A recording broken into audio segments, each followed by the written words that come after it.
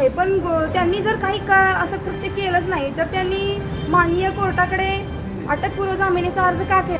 त्या शाळेमध्ये हा प्रकार नक्की झाला का याची ती तपासणी करण्यासाठी ते तपास अधिकारी गेले होते. त्यांनी नक्की काय तपास केला?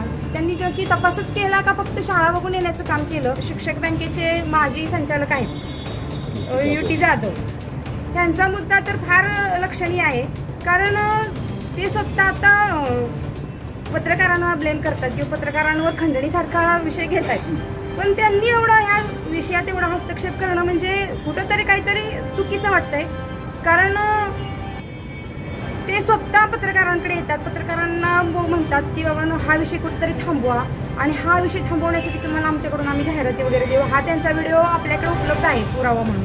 आज जर बघायला गेलं तर तिथं कोण स्थानिक किंवा तालुका पातळीवर जे नेते आहेत यांचा जर तिथं कुठं हस्तक्षेप असेल आणि तो जर आढळला त्यांचा हस्तक्षेप किंवा दबाव, तर त्या ठिकाणी मी आव्हान करते शिवसेनेच्या वतीनं, आमची शिवसेना गप्प बसणार नाही. तुमच्या राजकारणाच्या नादात त्या चिमुरडीवर जो होणारा अन्याय आहे याच्याकडे कुणीही लक्ष दिलेलं नाही आणि त्या चिमुरडीला न्याय मिळून जर तिथं अन्याय झाला असेल तर त्या चिमुरडीला न्याय देण्यासाठी शिवसेना रस्त्यावर उतरायलाही मागं पुढं बघणार नाही.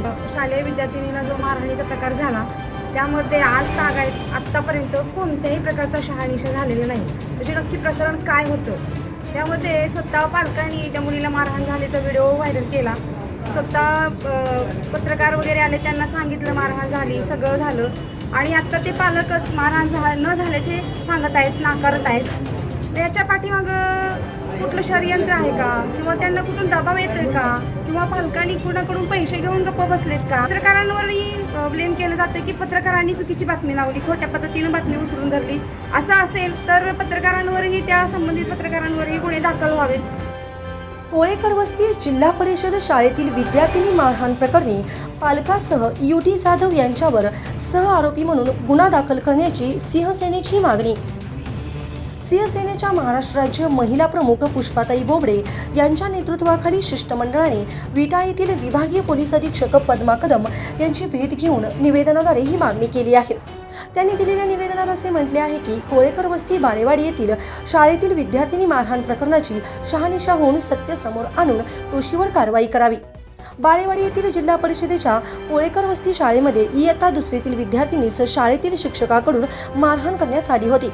मारहाण झालेल्या पीडितेचे पालक माध्यमांसमोर आपल्या पाल्याला मारहाण झाल्याचे कबूल करून स्वतः तयार केलेला मारहाणीचा व्हिडिओ प्रसारित करतात. त्यानंतर पीडितेचे पालक आता मारहाण झालीच नाही असे सांगून तक्रार देण्यास नकार देत आहेत.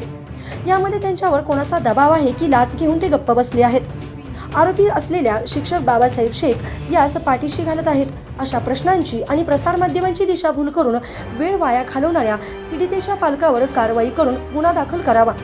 जर यामध्ये पत्रकार दोषी असल्यास त्यांच्यावरही गुन्हे दाखल करावेत.